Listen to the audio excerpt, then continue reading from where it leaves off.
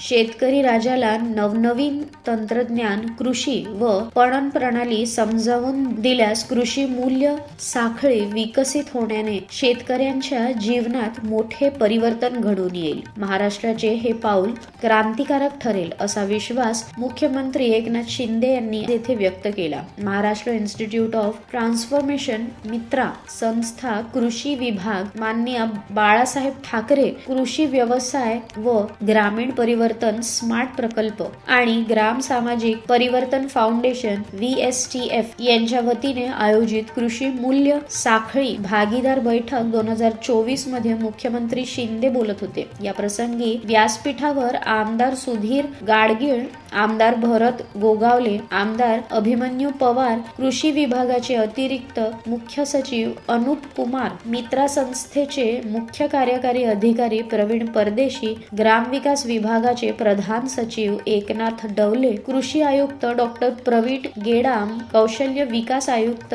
निधी चौधरी आदी उपस्थित होते.